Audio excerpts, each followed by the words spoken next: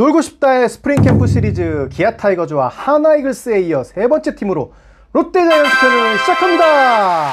진짜 구도 부산이란 말이 있을 정도로 기아 타이거즈와 함께 크보 흥행의 중추적 역할을 맡고 있는 부산 갈매기 롯데 자이언츠. 저도 사직 갈 때마다 그 열기 자체가 참 즐겁습니다. 사직 노래방. 그리고 롯데 여성 팬분들이 전반적으로 마스크들이 훌륭하세요. 결정적으로 제가 지금까지 사직을 5번 방문했는데 모두 기아가 이겼습니다. 무쇠팔 최동원이라는 이름 하나로 롯데 자이언츠라는 팀이 크보판에서 갖는 무게는 실로 어마어마해요. 제가 기아 팬이지만 우리나라 명예의 전당이 생긴다, 그럼 1호 헌액자는 최동원이 돼야 한다, 저는 이렇게 믿는 사람입니다. 이 영상은 기본적으로 2024 시즌 롯데의 시즌 방향성을 위한 것이지만 1편에서는 지난 가을까지 롯데의 단장이었던 성민규의 시행착오에 대한 의견을 정리해 보겠습니다. 하나 이글스 다룰 때도 많은 하나 팬들이 댓글로 응원도 해주시고 또 내용의 오류에 대해서는 지적해 주신 것도 많았는데, 롯데 팬분들도 제가 잘못 알고 짓거리는 점에 대해서는 댓글로 지적해 주시면 겸허하게 수용하겠습니다. 19년 9월부터 작년 10월까지 약 4년간의 단장 기간, 성민규의 공과가 있겠죠. 롯데 팬도 아닌 제가 그걸 굳이 디테일하게 다 말할 필요는 없을 것 같고, 제가 정말 안타깝게 생각하는 핵심적인 부분만 이야기하겠습니다. 자, 지난해 기세 좋게 진격의 거인 외치며 롯데가 선전하던 때가 있었어요. 4월 성적 리그 1위. 이때만 해도 봄대 징크스를 알기 때문에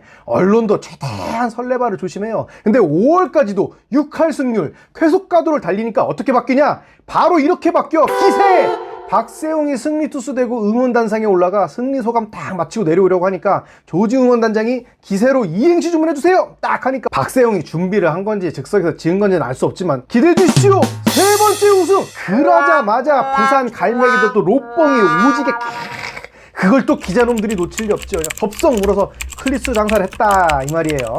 이렇게 가을 야구에 대한 핑크빛 꿈을 키우던 거인의 꿈은 씨발 꿈이었다. 여름이 시작된 6월 9승 16패로 조짐이 안 좋더니 7월 5승 12패로 5위 자리를 이어받고 8월에도 분위기 반등에 실패하면서 순위 싸움에 밀려요. 그리고 8월 28일 레리 서튼 감독의 사임으로 사실상 샷다가 내려갑니다. 기사 헤드라인 보세요. 살벌해요.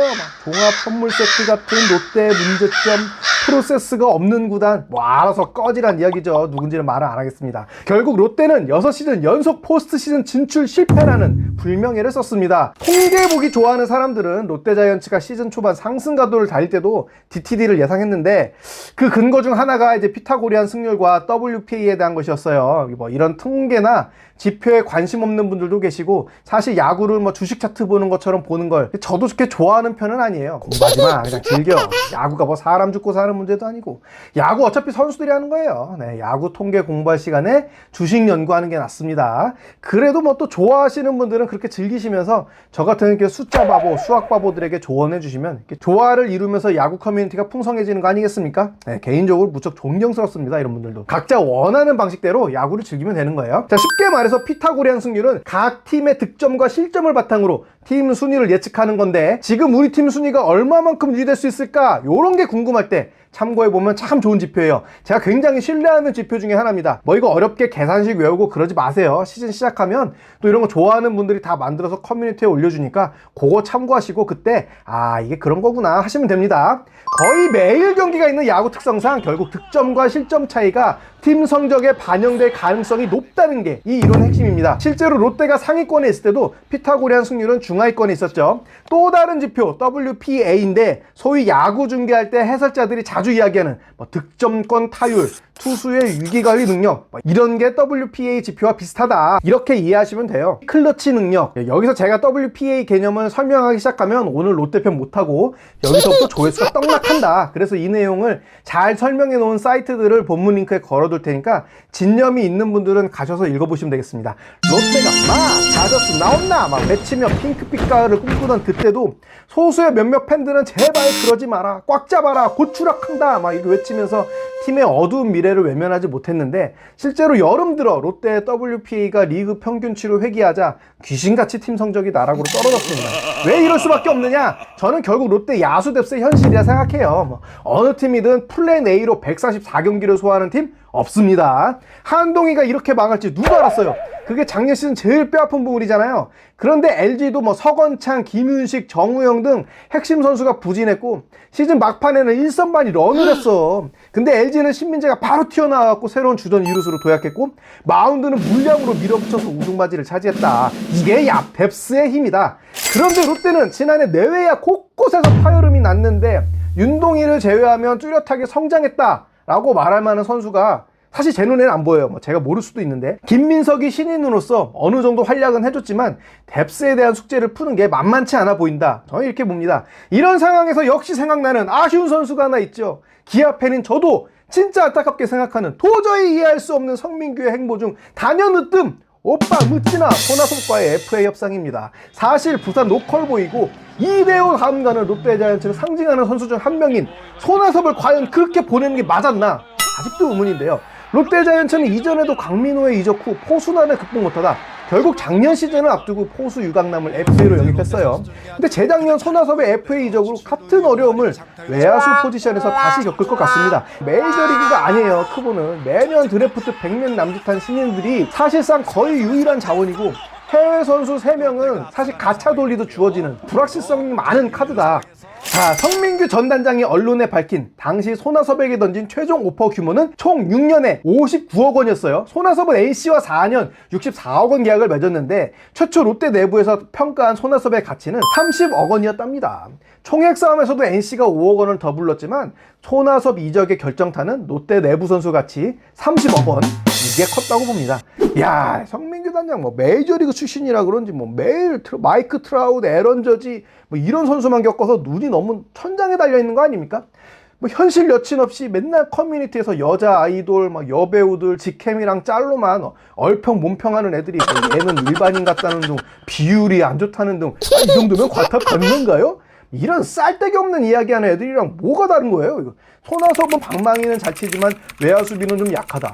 손아섭 대신 다른 선수가 2할 8푼 치면서 수비를 더 잘하면 팀이 이기는데 도움이 될 수 있다. 도대체 손아섭 대신 2할 8푼 치고 수비 더 잘하는 야수가 지금 롯데에 있습니까?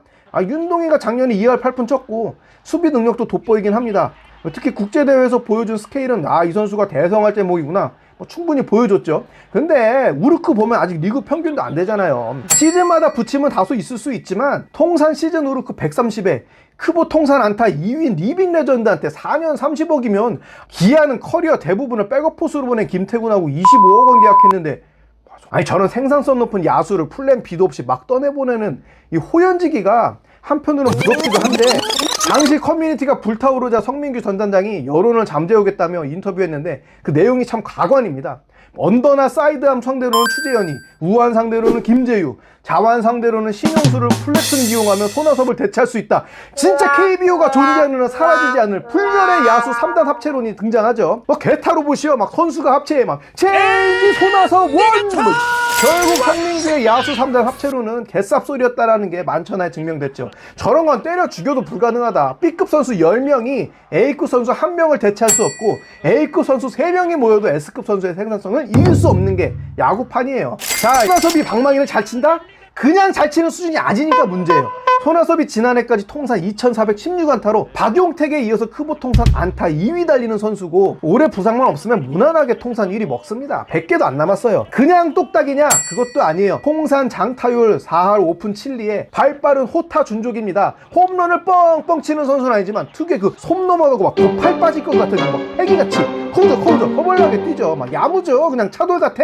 단단한 선수야. 부산 사나이 멋있어.